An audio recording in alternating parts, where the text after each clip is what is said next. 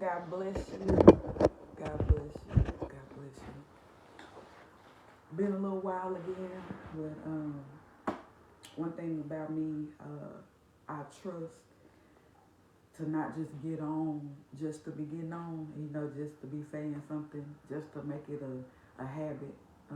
But when I get on, I want it to be because the Lord has actually said something to me, um, that I'm the Lord's messenger in the Lord's message, you know. So two things, and one of them I'm gonna talk about. Maybe not today, or maybe sometime this week. It's gonna be giving up our right to be right. That's what's coming next. But right now, I wanna let y'all in on a conversation that I had with Bishop Smith this morning after prayer. After prayer was over with, and it's good if you have leaders that you can't actually come in their home or you can't spend personal time with them. That ought to send up some red flags, you know. But today, I stayed around after prayer for. I was tired. I said I was gonna go. Truth, I said I was gonna go and take a nap. But the Lord had it and planned it so that I stayed around after prayer for a while. Literally, almost just about everybody was gone. There was a few of us left, and I sat and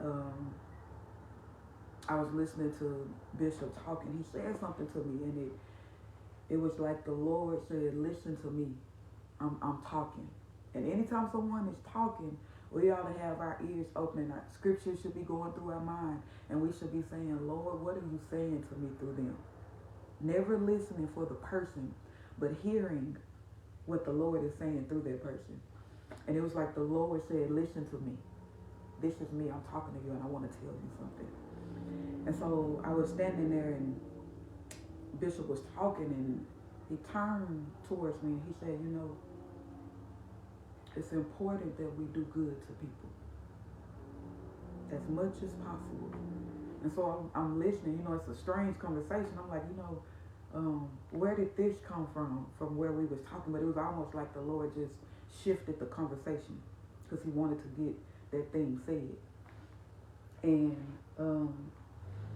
he began to minister, and he said, a lot of people, he gave some, I won't tell all the details of everything, but he was talking about how there's been a lot of people that he's stuck his neck out for, even in court, testified on their behalf. And when all was said and done, when freedom came, you couldn't find them with a flashlight. And he said, but I don't care. He said it was all worth it. He said, although many never came back to say thank you, although many never kept their word, I'm going to do right. I'm going to turn my heart. I'm going to, with God's grace, and sometimes when we're in pain, we know exactly what to say to get what we want. I'm going to give myself to the Lord. But although many never did it, many never even came back to say thank you. He said it was still worth it, and some came back. He said it was time when people called me to their house and said, come over. And he said they had wrote him a check for $10,000. And they said, thank you. I remember. And he said, and I'm paraphrasing a little bit of this. He said, I've sown a lot of seeds, and again, it's been worth it. And he said in so many words, don't get tired of doing good. Don't get tired of doing what's right. And it sent me to, and again, I tell you, when people are talking, we ought to have scriptures going through our mind. We ought to be listening for what the Lord is saying. And it sent me to Galatians 6 and 9. And Galatians 6 and 9 says, and it's a familiar scripture, it says, and let us not be weary in well doing. For in due season we shall reap if we faint not. God gives us a promise. I don't care what it looks like. I don't care what people do. I don't care what people say. I don't care if you seem like the more that you give, the less you get. God gave us a promise that in well doing, if you just do good, if you just obey me, if you do what's right, I'll pay you. If you do what's right, in due season, it's a time coming that you're going to reap if you just don't faint. That's the promise. We get paid for this. That's one thing I like about God. I'm not serving him for things, but one thing I love about God, he pays wages. He says, I'll pay you for serving me. He's a rewarder of them that diligently seek him. So you can expect that if you do what's right, if you do good by people, if you obey him, God says, I'm going to pay you.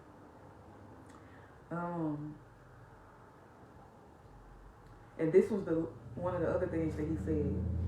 He said, Jesus healed 10. You know, the 10 lepers. But he said only one came back to say thank you. Who am I? In other words, how dare I complain when Jesus went through way more than me? And if we take that in application, that means, as far as Jesus, that for all the good he did, for everybody he healed, for everybody he delivered, for everyone that he gave himself to, about 10% actually said thank you. About 10% actually said, I'm going to give myself to you. About 10% understood the cost. But yet he kept on. Now what I want to say in that story, that's Luke 10, and that's verses 15 through 19. Again, that's Luke 10, verses 15 through 19. What I will say in that story too, the scripture says in the beginning that he healed 10. But the one that came back, he said, your faith has made you whole. 10 of them needed a specific thing. They were lepers, and they wanted deliverance. They wanted healing from leprosy. All 10 of them got healing from leprosy, but only one of them was made whole. Their spirit, soul, and body. God says, I'm going to give you more. Because you came back and you said thank you. You understood the cost. You fell before my feet and you said thank you. You actually didn't just take my stuff, but you turned towards me. You came back and wanted me and not just my healing. And I'm going to reward you for it.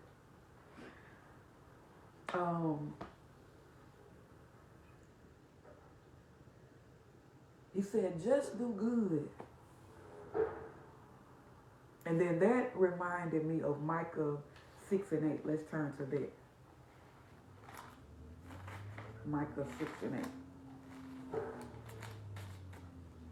Micah 6 and 8 says, he has shewed me, O man, what is good. God came to Micah the prophet at the time. And Micah said, God showed me what's good.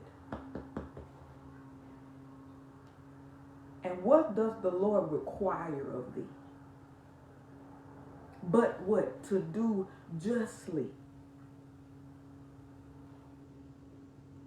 To love mercy. And to walk humbly with thy God. God says, this is what I call good. This is what's required. I want you to do good.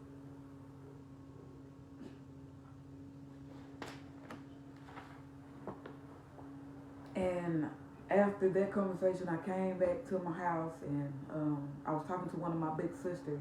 And the Lord just kept on. If we listen to people, this is why fellowship is good. I'm gonna add this in here and then I'm gonna shift back. I'm very watchful. It's a red flag that go up to me when people are independent minded. People that are what I call floaters. You're not submitted to nobody. You don't have, the scripture says, a company that you're joined hard and fast to. You don't have a group of believers that you're connected to. It's just you, but you're in the body, but it's just you. Then you don't understand what God did. And you're limited because God says, I placed everybody in the body as I see fit. And also what I did is I put in each member, he said it like this, every joint supplies. So if you're not connected here, then there's a supply that you're missing. You're limited. The Lord enlightened and got to me what he was saying because of fellowship, because I was connected today. He spoke a thing to me that I wasn't thinking about. And he enlarged it to me the more I began to talk with my brothers and my sisters. And so it's important that we're connected. We're limited and we don't have in total everything that we need if we're by ourselves.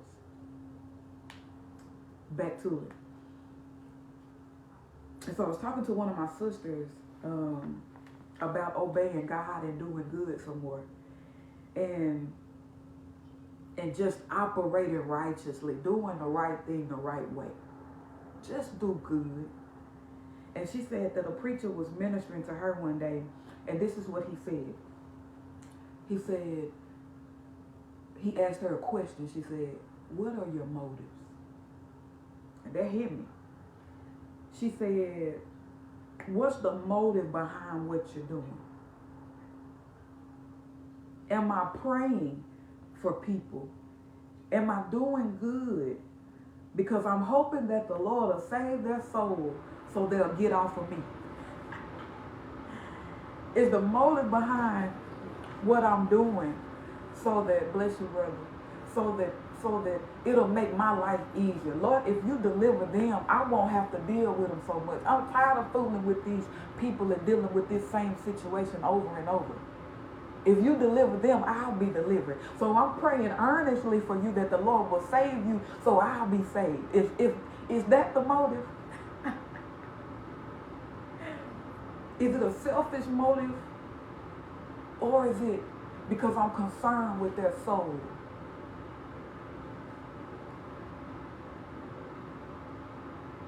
Do I really, am I burdened, am I grieved at the condition that they're in, that the devil is using them at his will, and that God is not getting what he's after in them?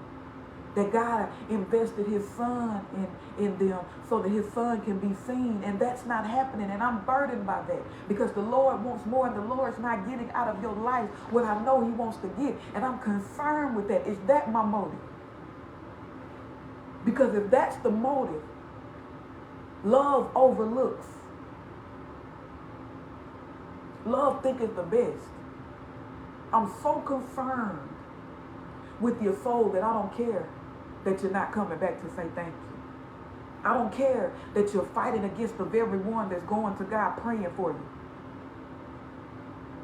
I don't care that you're blind and you're coming against me.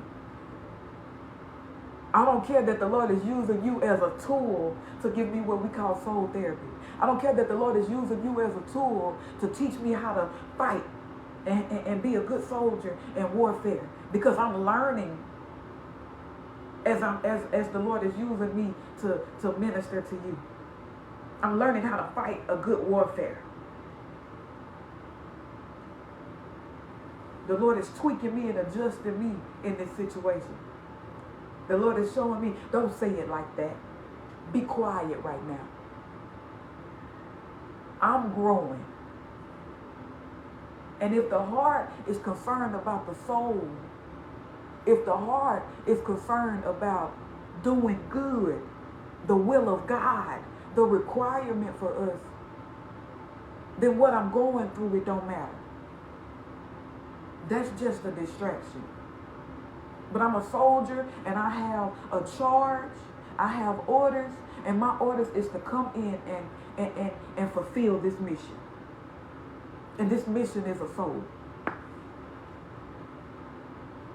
And I'm not coming out without a victory. I'm not coming out without God being manifested in your life. So you can fight all you want to. You can talk to me all you want to. You can see me as the enemy all you want to. But this mission is going to be complete. I'm not moved by your mouth. I know it's just the devil influencing you. Scripture says, for we wrestle not against flesh and blood. That's not you I'm dealing with. This demon, it knows it's getting ready to come out and it's fighting. And it's vexing you and it's using you. And I'm getting hit because of the demon, but I'm not worried. Because I'm coming for the soul. I'm coming for my brother. I'm coming for my sister. What's the motive behind what we're doing? Is it to win a soul? Is it to obey God?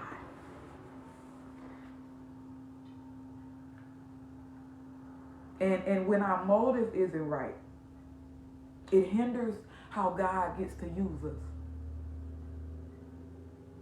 When our motive isn't right, we limit God because of our stinking thinking. And I'm almost at the end. And here's the part that hurt me about the situation.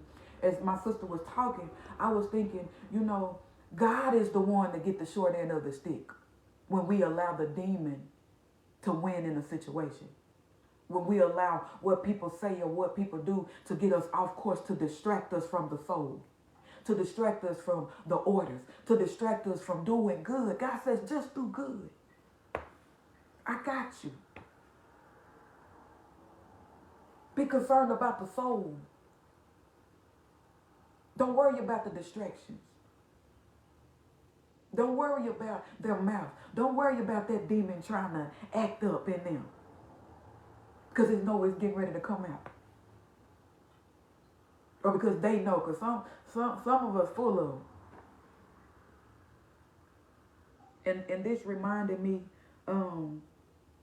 again, God is the one that gets the short end of the stick.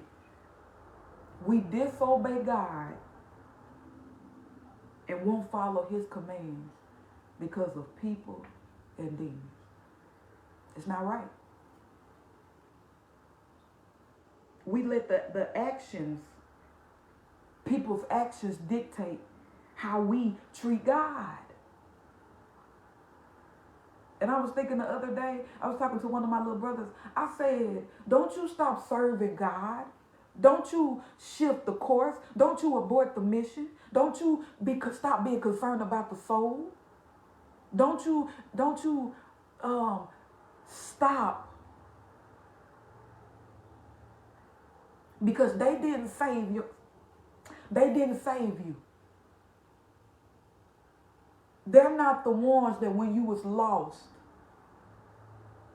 when you couldn't see, that opened your blinded eyes. They weren't the ones that when you was in a dark place snatched you out. They wasn't there when you was in the dark and held you and rocked you. That was God that sent help to you in the form of his son. Don't let nobody turn us off. They're not the ones that did everything for us. And it reminded me of a song that my grandfather used to sing. I grew up Methodist and Baptist, and they did devotion where it was like, he said, a charge to keep I have, a God to glorify. You probably if you've been in Baptist. But that was his favorite song, and that was my favorite part to hear him say, a charge to keep I have, a God to glorify. I got a charge to keep. I got to glorify. I ain't concerned about what you're doing. I made a vow to the Lord. I got to keep the course. I got to do good. I got to be concerned about the soul. Forget this dumb stuff. I don't care. I got to stay focused.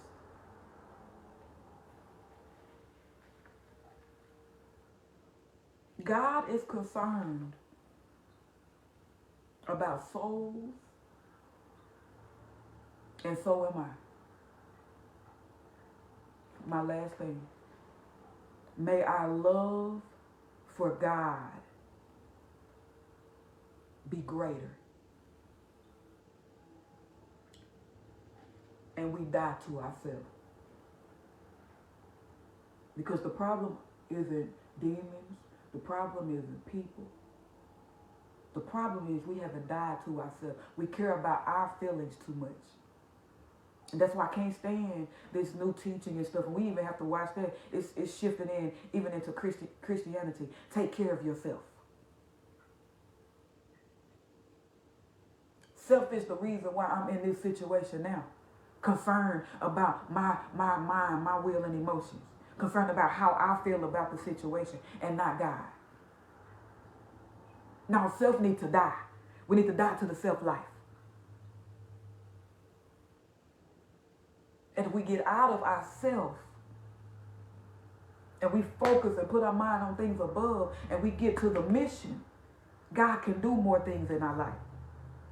But because we're selfish, well, I don't feel like it. Lord, you hear me? I feel. May we love God more, a greater capacity, and may we die to ourselves, that God can fulfill what he wants to fulfill in everybody that we're connected to and everybody that God has given us, that we'll be good soldiers and we'll just do good and we'll go in and not abort mission, but we'll go in and we'll overcome in that mission. And we'll take souls. Snatch them out of the demon's hands. Win souls for God. And we'll see deliverance. Because that's the goal, that's the motive. That God's will be done. And may we not stop until God's will be done in us and in everybody around us. God bless you.